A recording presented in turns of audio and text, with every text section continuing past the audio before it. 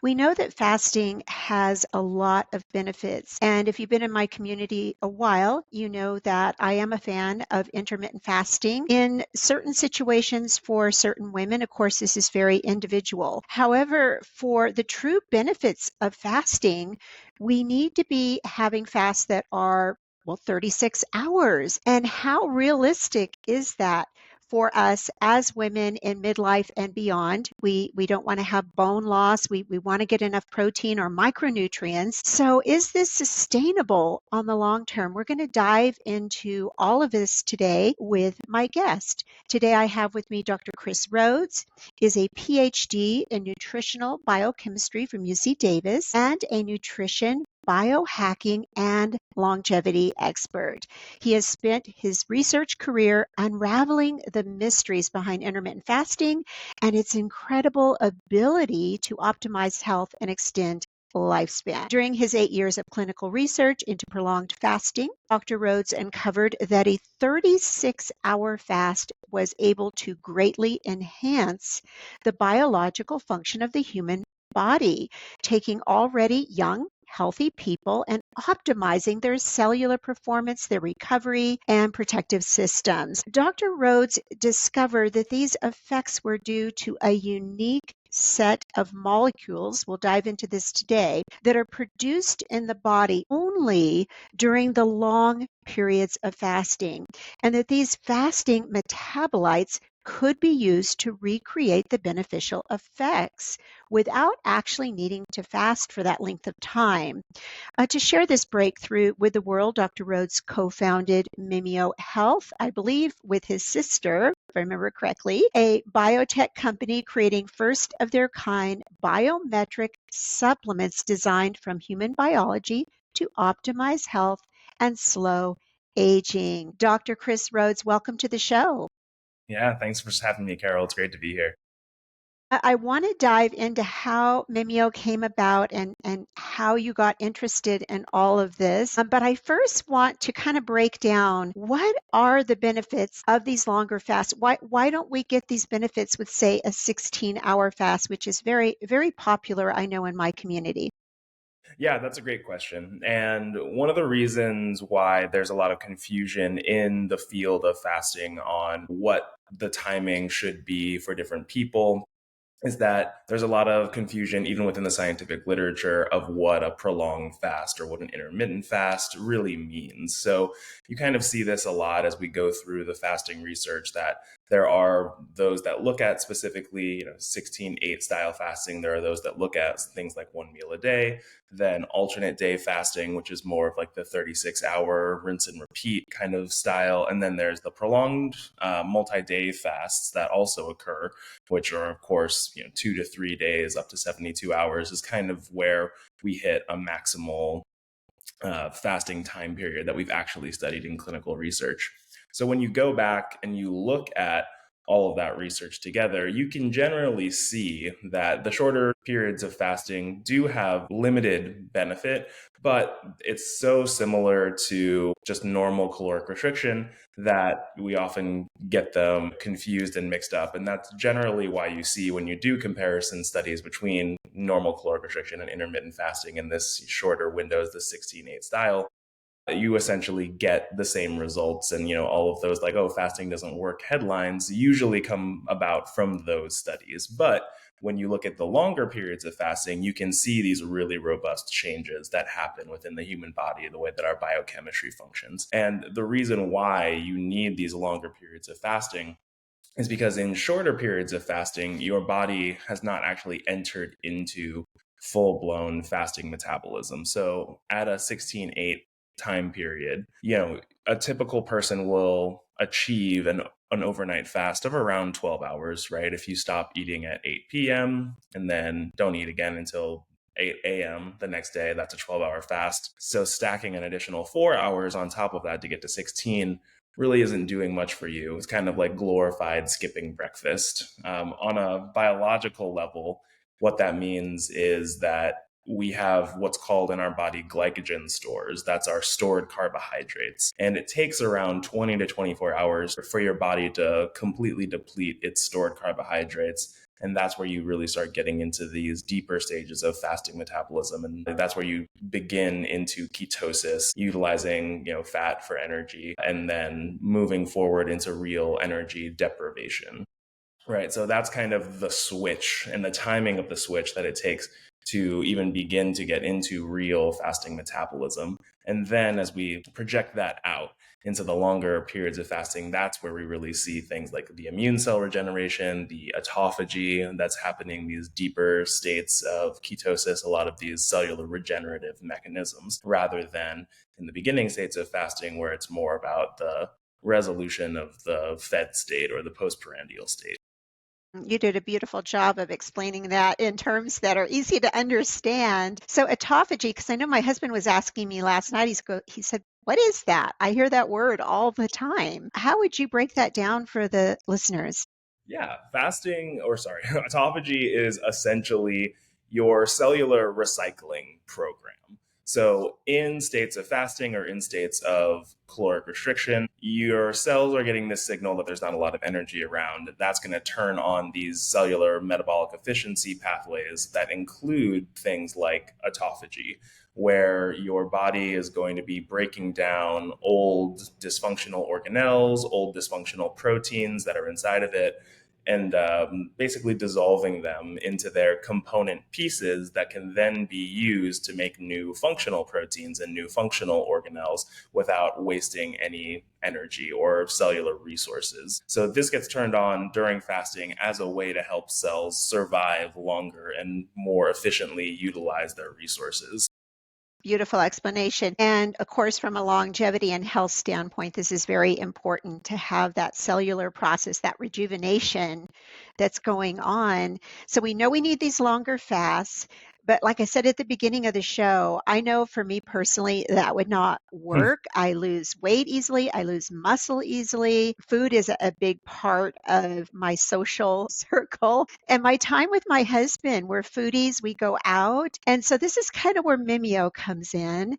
And I want to get the backstory because I'm sure like you enter nutrition and like all of us, we have kind of our driving reasons behind it. But did you envision going this direction, or did it kind of just here it came at you?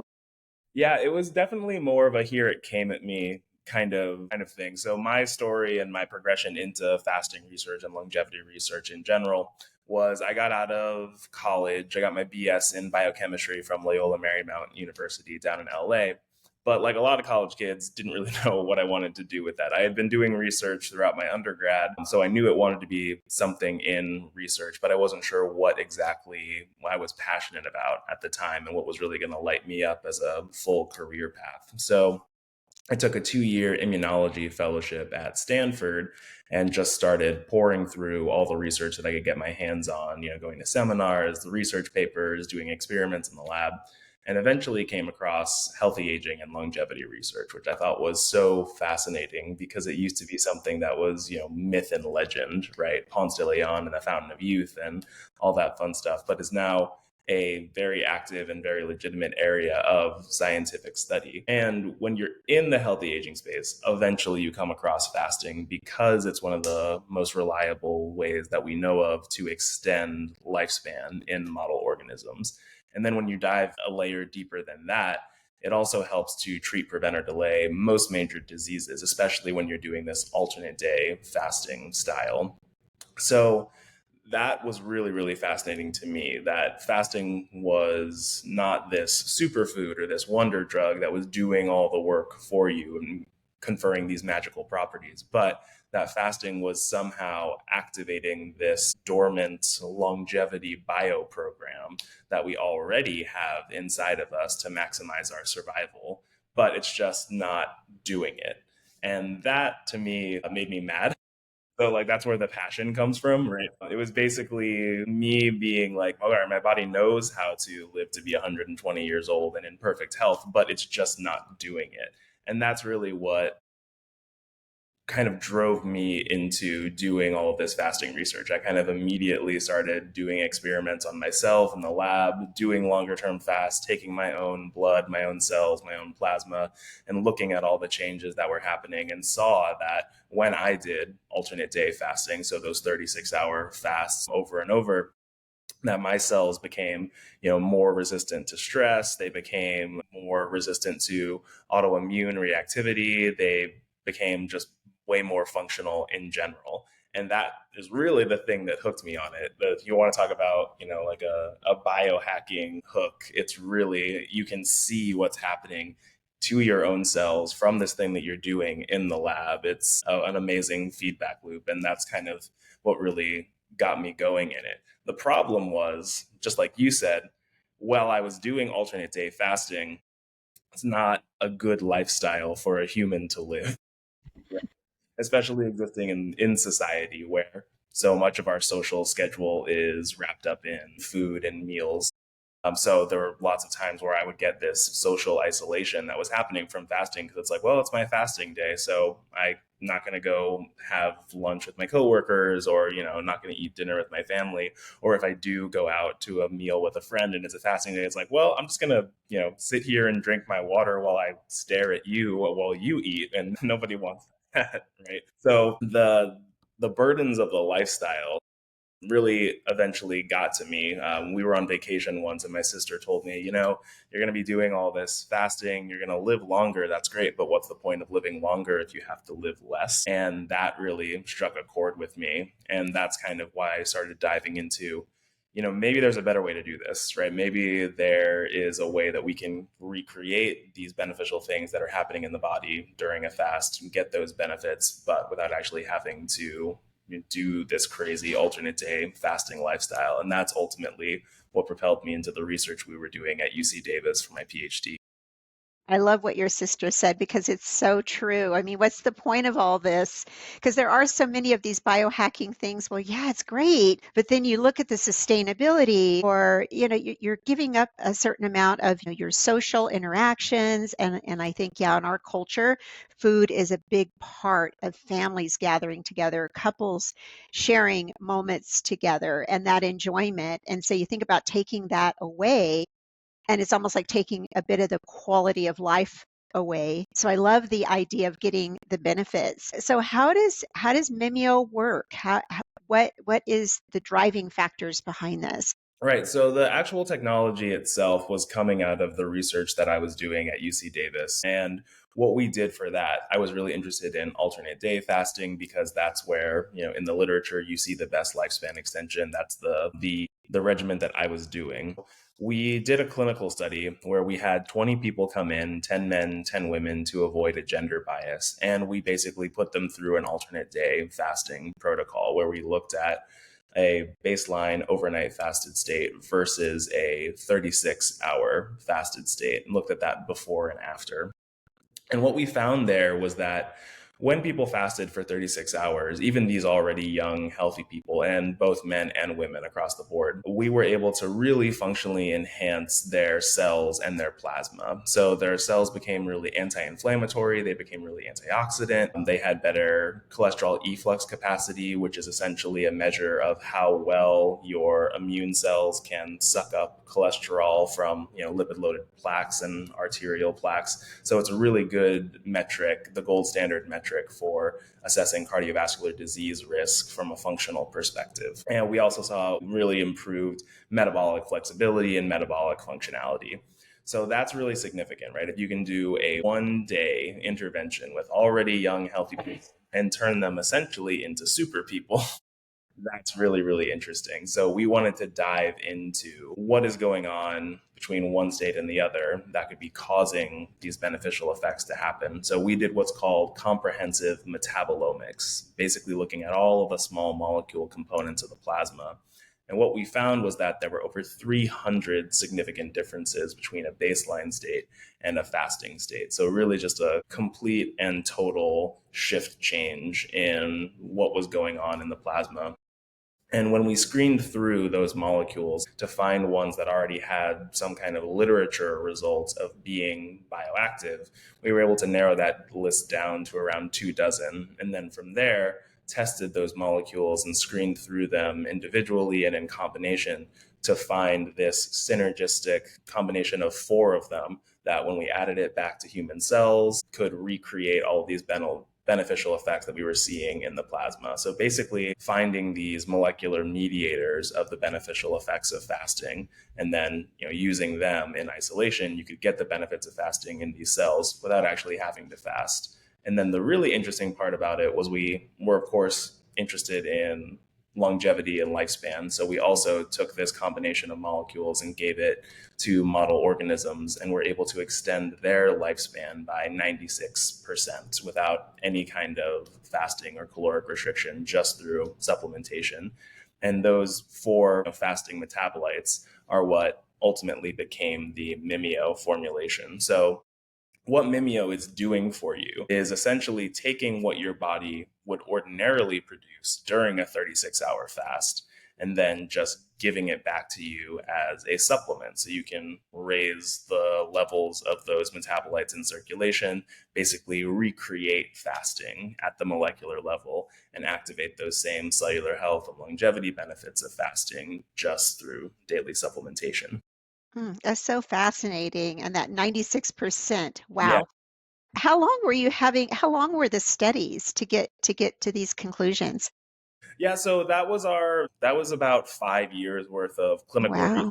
research and experimentation, because we did have to do a lifespan extension analysis. We had to put together a whole big clinical study, get people to run through the alternate day fasting, which was not pleasant, right? I was coming at it from like, oh, I've been doing this all the time. Of course, it'll be easy for other people. But we had some folks who it was really, really challenging for them. And some of them cried after the end of the study, because it was just Mhm. like, they had never even skipped a meal in their life before. And then all of a sudden we're fasting for, a day and a half. So it can be, a very shocking thing to the system, and really unlock some stuff that, might not have, that have just been under the surface, right?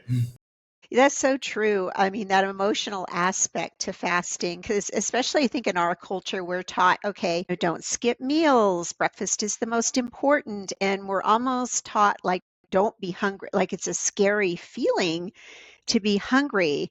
But if you can move past that, I know, and I haven't done the really long fast like what you described, but even just with 16, 18 hours, I know if you can get to a certain point, it can be freeing because you have more time. See, I came from the bodybuilding world. So I used to do competitions, did them for 10 years. And the whole idea there was sometimes I was eating 7 times a day. Yeah. And so to go from that to pulling it back and having a shorter feeding window was really challenging for me. And I remember like kind of breaking out in a sweat and getting the shakes and being in church feeling like I need to get up right now, go eat something now.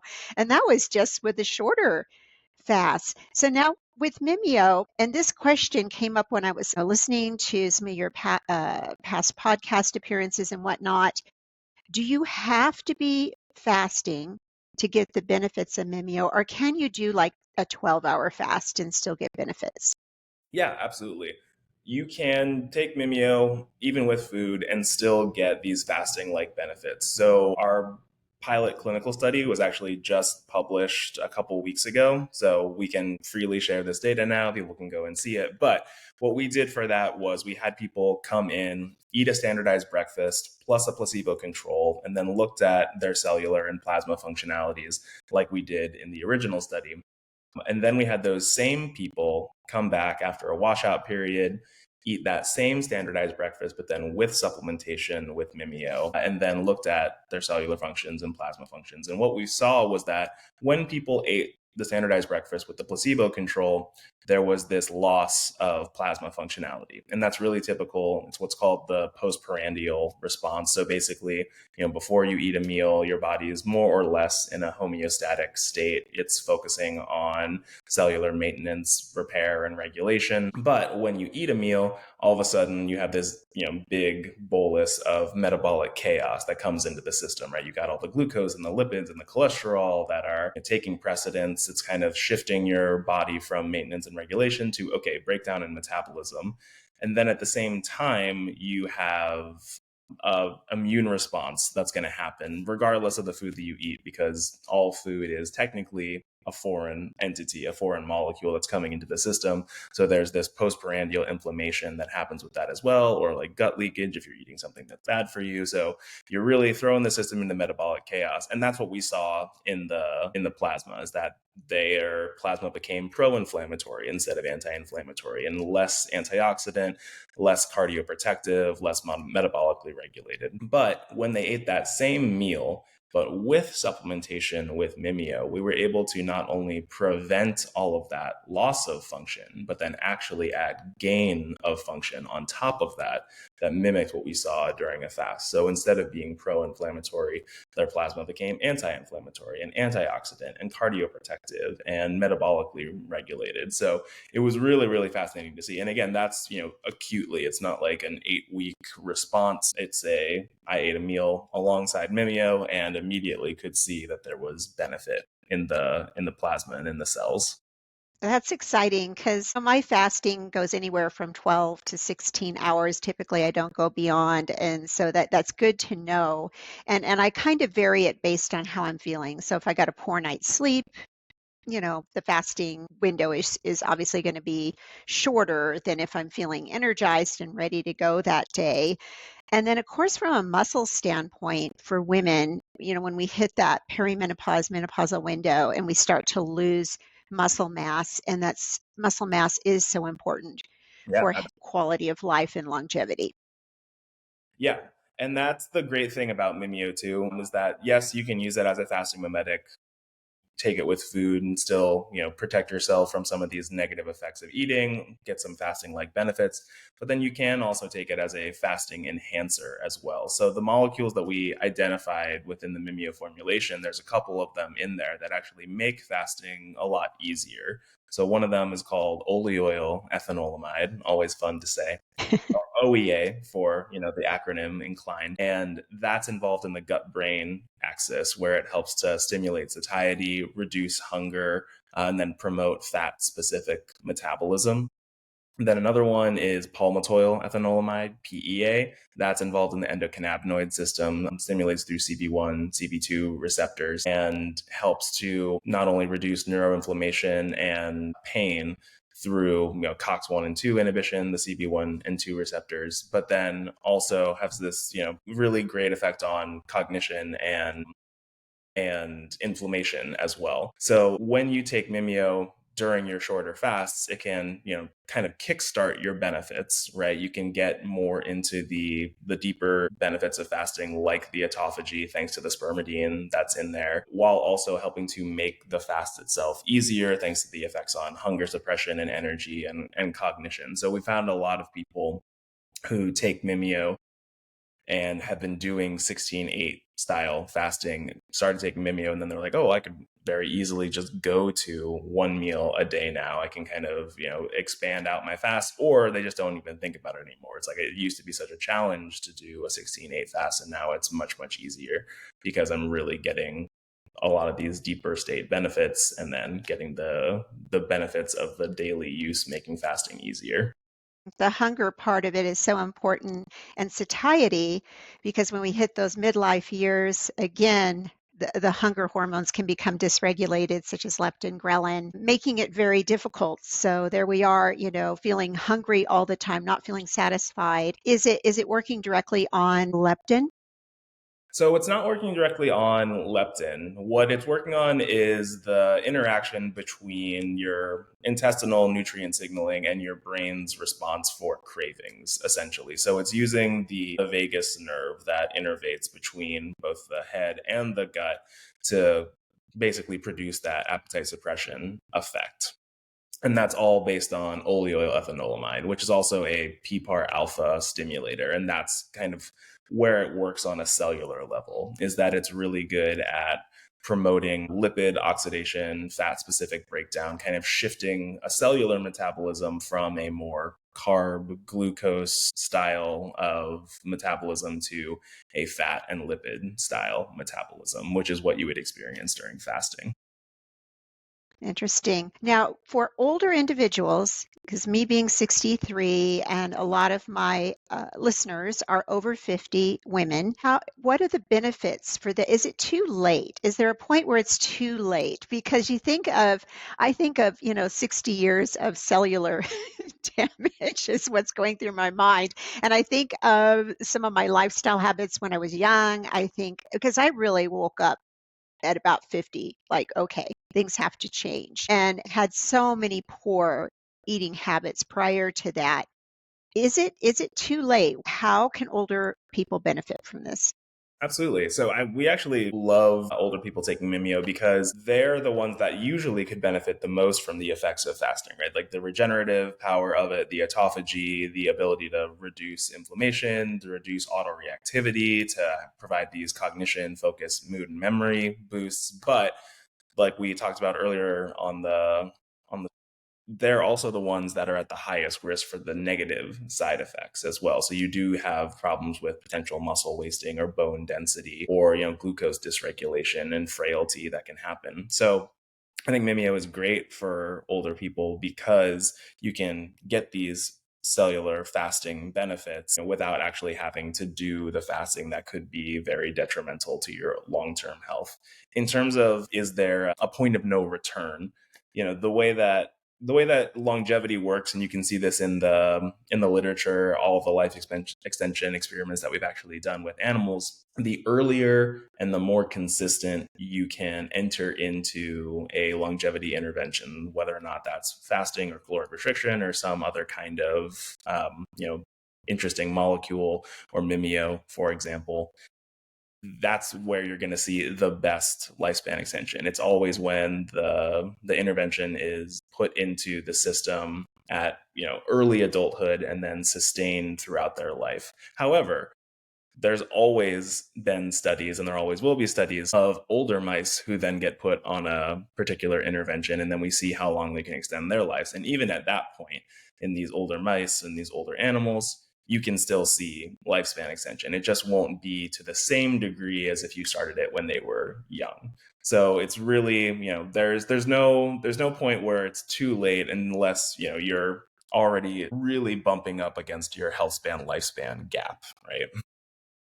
It's interesting to think of longevity, like you mentioned earlier, 120 years. I hear that number a lot. Where is that coming from? I mean, why the 120-year mark? Yeah, so the 120-year mark has been around for a while, and it was basically just a number that the scientific community kind of came up with, right? We're all more or less familiar with the fact that humans can indeed live until 100 years old and still be in relatively good health. And then we wanted to kind of push past that number as kind of a goal setting thing. So I think, if I'm not wrong, the oldest human to ever have lived is something in the range of 120 years. So that's kind of where we're putting our stake in the sand and saying, let's get everybody there and in really good health. And that's kind of the overarching goal of the health span longevity movement, is to really get people to these higher and higher levels of longevity and make that the average. And getting people to 120 years is a big goal, right? A lot of folks, are gonna still have problems with lifespan only going up to 75 or 80 before they really get debilitated in some way or another. And how we measure that is through what's called health span, and that is the amount of time in your life where you are healthy and disease free. And so for a lot of people, there's also this thing called the health span lifespan gap, and that's kind of what everybody's scared about in the longevity world, is that you will have a health span of, say, 65 years old, but a lifespan of 85 years old. So you spent the last 20 years of your life in poor health and just really kind of suffering for it. What we all want in the longevity space is essentially for health span and lifespan to be linked together. So, in the ideal situation, you'd be 95 years old and out there running a marathon, super duper happy. As soon as you cross the finish line, you just kind of drop dead. Right. Like that is, that's no health span, lifespan gap. It's just, boop, I was healthy and then I died. And that's more or less what we're going for in the longevity space, is to help people extend their health span as much as possible by reducing disease, getting these cellular regeneration pathways active so that we can connect health span and lifespan as best we can.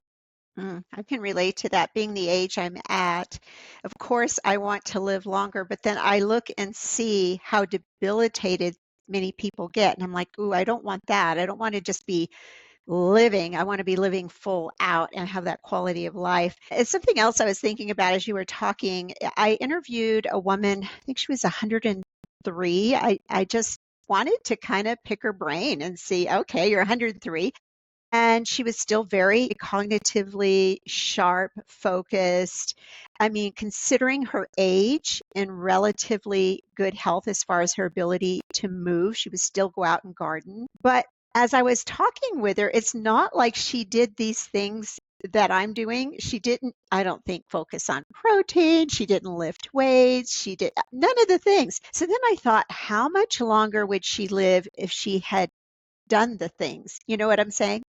Yeah, and I think that that's a really interesting question, right? And it's all going to come down to a certain degree of genetics and SNPs, right? There's always going to be the case where you have, oh, well, my grandma drank whiskey and smoked cigarettes every day of her life until she was 95 and then she died, right? And then yeah, to your point, I wonder how long she could have lived if she hadn't been, drinking and smoking every day. But really, it's a matter of risk ratio, and that's kind of the thing that we have to think about, especially when making broad health claims and recommendations and generalizations to people, is that we want to make sure that we're doing the thing that's really going to be beneficial and impactful for the most amount of people. Some people, sure, they're not going to have to do anything and they're kind of, just genetic centenarians to a certain degree, Mhm. but we have no idea who that is and who that isn't. We should all probably, if longevity and the health span lifespan gap is something that's important to us, be implementing all of these things to kind of just give ourselves a little safety, right? And to make sure that we're doing everything that we can to achieve that goal. Yes, maximize what we have, be the best version of what we can be. My father-in-law lived to be almost 90, and my son always talks about he ate hot dogs and processed meat every day and drank and all of the things. But I have thought that many times. I've thought, you know what? Happy would have lived probably past 100. He had access to some of these things for sure. And I want to shift gears a bit and talk about the inflammatory response. I was diagnosed with rheumatoid disease, RA, in my early 80s that I believe came on in my 40s with some of my lifestyle habits. How could this be beneficial for people who have been diagnosed with autoimmune? Yeah. So it's funny that we're talking specifically about RA. So the lab that I was working with in Stanford, that's what they specialized in. So that's where I got all of my immunology training, was in a rheumatoid arthritis lab. So like taking joints from people who were getting their knees replaced at the VA, and looking at all the interesting things that were happening on that cellular level, looking at how the macrophages and the immune system were all contributing to that. So Mimio was actually designed to have efficacy in RA specific metrics. So one of the things that we use is called citrullinated fibrinogen immune complex analysis with these macrophages. So that citrullinated fibrinogen specifically in RA is one of the things that causes this autoreactivity and these autoimmune responses within a joint that eventually leads to the immune system attacking the joint and degrading it over time. So there's a buildup of citrullinated fibrinogen that then gets tagged by the immune system, creates an immune complex, and then that's the thing that sets off these negative inflammatory responses within the macrophage, the immune cells. So Mimio has been shown to actually, on a cellular level, help to reduce that specific rheumatoid arthritis autoreactivity to citrullinated fibrinogen immune complexes. In that sense, very very specifically, we can help with rheumatoid arthritis from a cellular perspective. In terms of just broadly speaking, for the immune system in general, there's been a lot of interesting clinical studies on nicotinamide, spermidine, palmitoyl phenollamide, oleoyl phenollamide, all of them have these cellular anti-inflammatory effects through various different mechanisms, whether that's COX-1 and 2 inhibition, kind of like your body's natural Tylenol or ibuprofen, or through the CB1, CB2 receptors in the case of neuroinflammation. Palmitoyl ethanolamide has also been shown to decrease gut-specific inflammation and gut barrier permeability. And then oleoethanolamide kind of has very similar effects throughout the system as well. That same COX-1 1 and 2 inhibition working through the NLRP3 inflammasome. So lots of immunoregulatory and immunomodulatory effects from these specific molecules, and then even more within combination with each other. And that's really the powerful thing about it. And it makes total sense when you look at what actually happens in the body during a fast, right? There is this big downregulation of immune reactivity, and particularly towards things that your immune system kind of doesn't need to be reactive to. So autoreactivity specifically, while still maintaining reactivity to pathogens. The link with the gut is so important because I hear so often that many autoimmune diseases, they believe it starts with poor gut health or gut permeability. And we've seen such an explosion of autoimmune. I always wonder, is it because we're testing more for it, we're more aware, or is there actually our numbers skyrocketing? Yeah, it's a great question. I think that to a certain degree, the numbers probably are getting bigger and bigger because we're learning more and more over time kind of what the triggers for autoreactivity actually are, right? And we're exposing ourselves to more and more of those triggers on a regular basis without really doing any of the immune system reset that we would normally have done in a pre-industrial society. So like fasting is very much an immune system reset and kind of helps take things down from I'm always activated at a 10 to okay, we can go back down to a 2 or a 3 in maintenance mode. And one of the reasons why this can be really challenging from both a autoreactivity, autoimmune perspective, as well as a longevity perspective, is that in our society have had that, 3 meals a day plus snacks kind of regiment in how we eat food. We're almost constantly eating, especially when you said, I was eating those 7 small meals a day. I was like, ooh, wow, yeah. So the interesting thing when you look at how metabolism works is that, full digestion and metabolism of any meal that you're taking into your body typically takes around 4 to 6 hours to go from, okay, the maximal peak of absorption, digestion, processing to then, all right, we're returning back down to homeostasis. Most people on a day-to-day basis are never going 4 to 6 hours without eating, right? Maybe four, right? If you're going from an 8 a.m. breakfast to a 12 o'clock lunch, right? Something like that. Or, but usually there's some kind of snacking in between that's happening. So when we're awake, we're almost constantly in this fed state. And like we said, every time we eat, there's this immune response that happens from just taking in foreign molecules into our body. So you're kind of stacking on this inflammation that's coming from the postprandial response, this dysregulation of homeostasis that's coming from the postprandial response, this constant churning of your metabolism that just never really resolves itself until that overnight fast. So we're basically putting ourselves in this state of chronic dietary inflammation, which is really similar to what we call inflammaging, right? So there's chronic inflammation that happens that accelerates the aging process. And that especially kind of happens at an exponential level. So the more you dysregulate it, then the more hard it is to end up coming back to homeostasis and on and on and on until you really get into these deleterious effects and accelerate the aging process. So I think that the way that we eat, the environment that's around us, the microplastics that we have in our systems now that are kind of inescapable, all the weird chemicals. Like every time we touch a receipt, right? There's like forever chemicals Hmm. that are coming into our Yes. body and just staying there, right? So there's a lot of different environmental factors. There's a lot of different dietary factors that can be contributing to this kind of autoreactivity, this chronic inflammation that we're really seeing. And then that can kind of trigger more disease over time because autoimmune reactions are very much like feed forward cascade. So once they start, they just kind of keep getting worse. So you really want to try to avoid the initial trigger.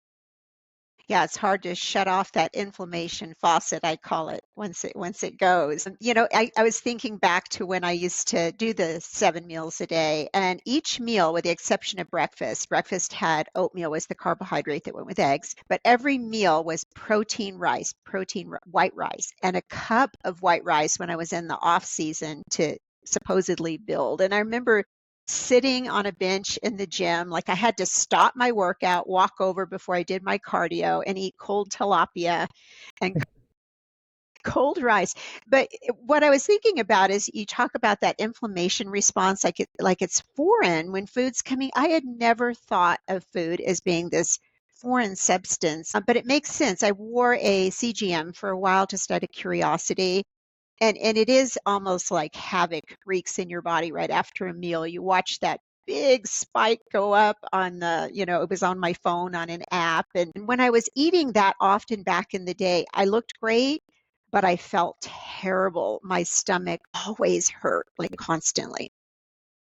Yeah, and I can totally understand that. I was never able to get on a, multiple meal a day kind of schedule, and like, okay, cool, we're gonna eat every 2 hours and we're gonna have 7 to 8 small meals a day, that grazing style. But I do remember when it first kind of came into prominence as like, all right, this is actually how we should be eating, and it's not this other thing. So it was really funny going from that being the popular knowledge at the time to then diving into the literature and seeing that meal timing and fasting was so important to how our metabolisms operate and so important to health and longevity as a whole, right? Even when you look at fasting and some of the life extension studies that have been done with fasting, you don't even have to reduce calories in order to get the lifespan extension and the health span extension effects of fasting.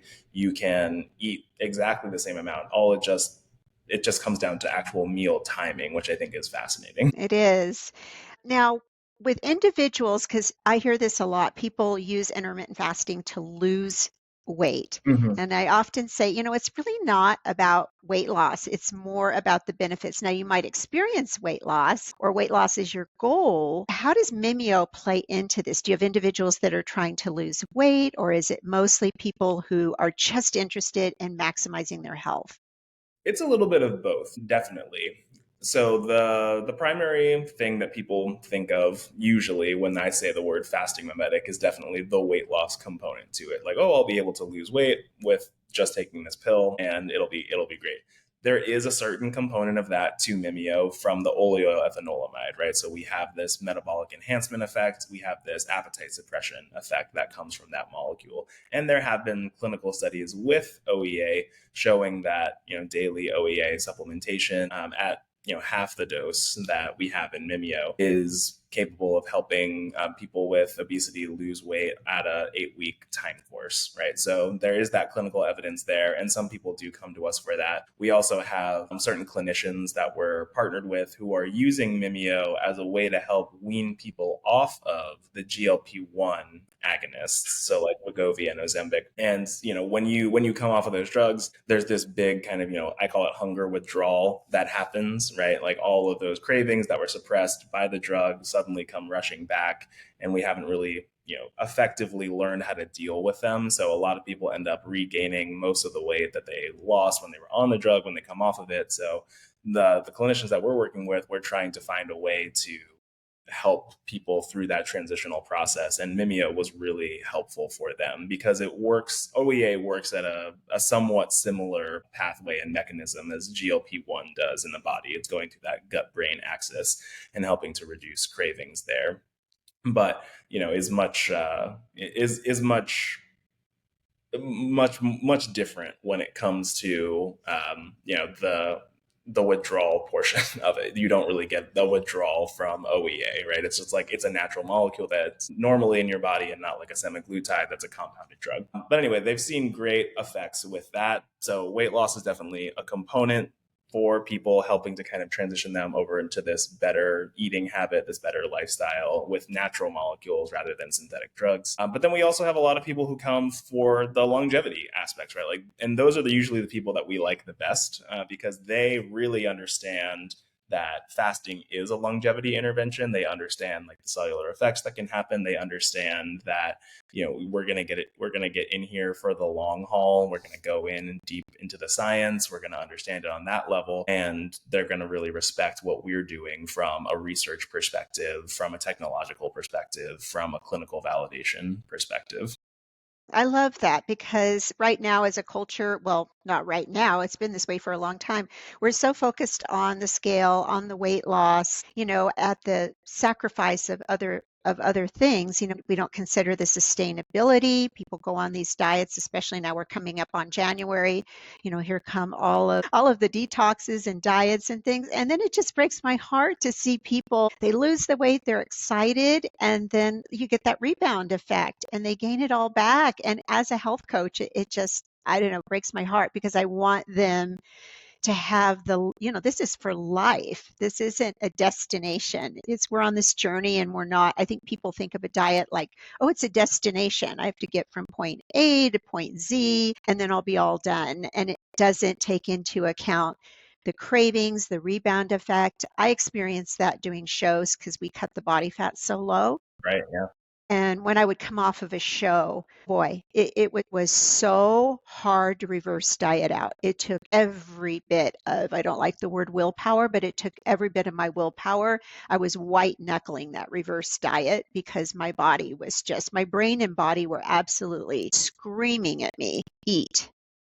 Yeah, yeah, absolutely. And that's what the body is great at doing, right? Your body really knows how to sense its own nutrient needs. It really knows how to sense its own weight. It really knows how to sense its own fat content. So that's what you're going to get when you get down to those really low levels of fat. Your body is going to be screaming at you. It's just like you gotta eat. We're gonna die, right?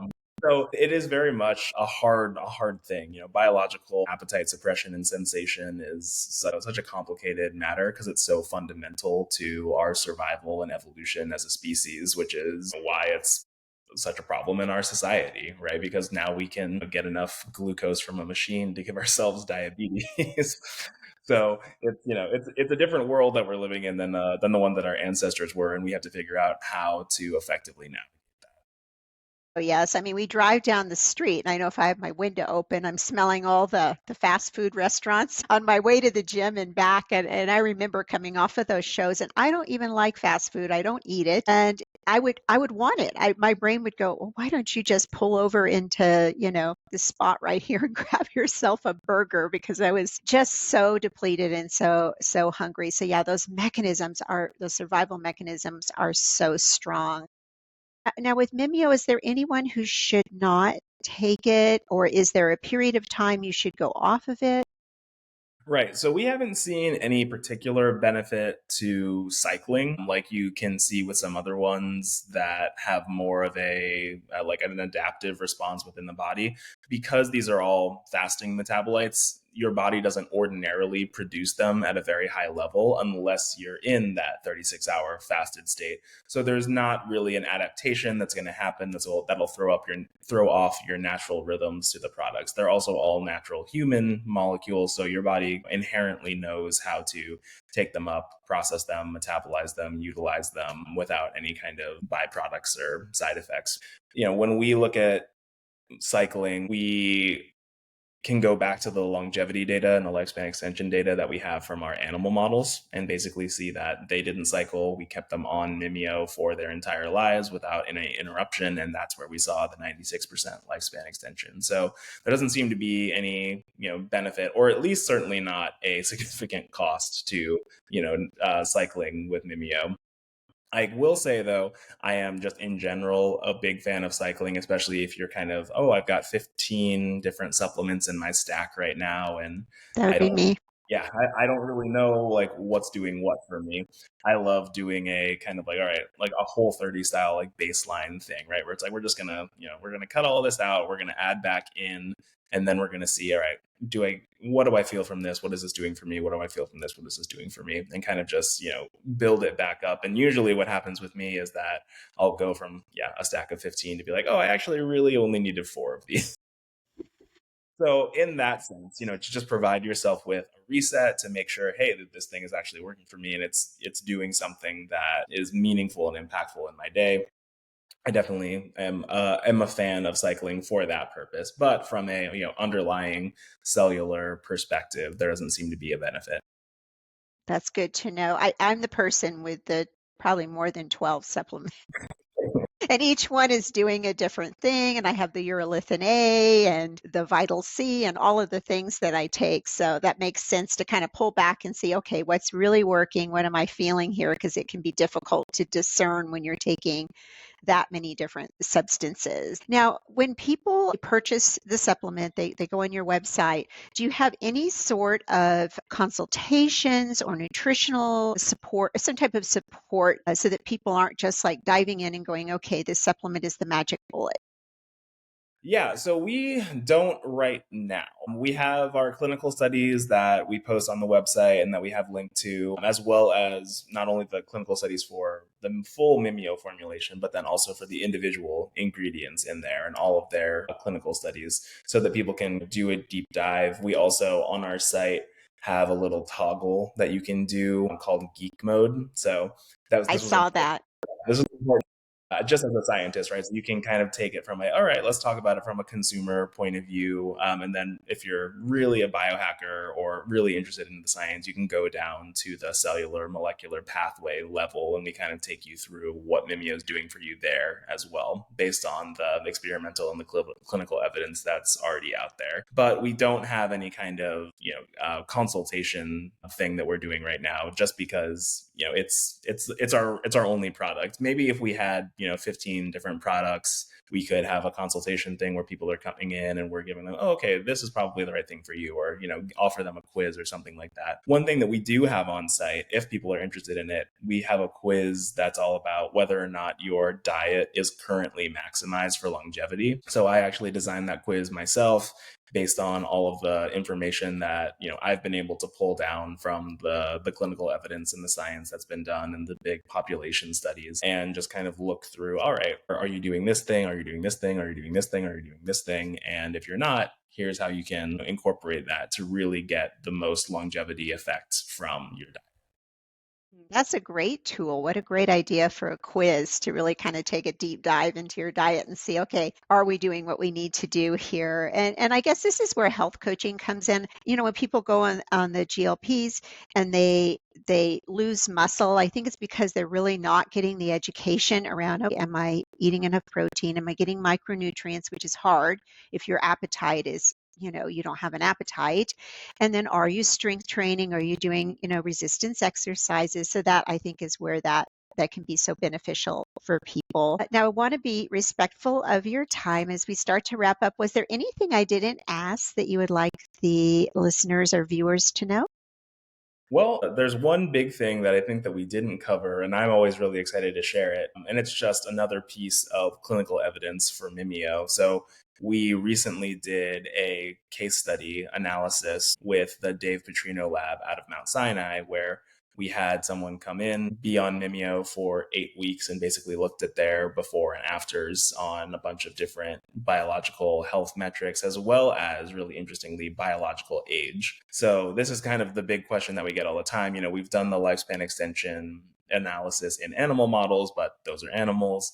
What is this doing from a human perspective and from a long-term perspective? So in that 8 weeks of supplementation, we were able to see really robust improvements in metabolic markers, cardiovascular markers. We were able to increase HDL cholesterol levels while decreasing LDL cholesterol levels, decreasing triglyceride levels, improving glucose levels, improving insulin sensitivity, HbA1c. So all of that great stuff, from a clinical perspective was really exciting. But when we looked at biological age, we were also able to achieve a 2.5 year biological age reduction in just 8 weeks of taking. Wow. So that's kind of the big blockbuster that is now pushing us forward into a larger clinical study. So we're currently running a double-blind, randomized, placebo-controlled study with Mimio that's going to contain around 95 people, and we're going to be looking at all those same things that we looked at in the case study, including biological age. So we're really excited to see those results. That fascinates me because I just did a test for my biological age, and I'm kind Okay. of kind of nervous about it because having RA, sometimes I've taken similar tests. It can really wreak havoc on the results. So I will have to use the product and then retest and see what I find. So this has been just really interesting, Dr. Rhodes. I appreciate your level of knowledge, the work that you're doing, the time that you've invested in this. Very valuable. Where can the listeners, the viewers follow you, purchase Mimio, and find out more about your work? Yeah, absolutely. They can find out more about Mimio and purchase the product at our e-commerce store, mimiohealth.com. That's Mimio health.com. If they are interested in me at all, I do have a TikTok channel that's called at that nutrition doctor, DR. And yeah, that's where you can find more things about, the tips and tricks that I use, the fun little experiments and nutritional facts and healthy recipes that I'm doing on a, daily, weekly basis. I'll have to get on TikTok. It's like the one platform I've kind of been avoiding because, you get to that social media point where it's like, "Oh, this is too much," but I'll have to check that out because I've heard you have some fun, you're like screaming in your mirror. Is that right? Yeah, that's usually what I say. If you want to see me scream into my bathroom mirror about nutrition, that's what it's doing. I love it. Well, thank you so much. I really do appreciate you being on the show. And to our listeners, wherever you are in the world, we wish you every blessing. Bye for now.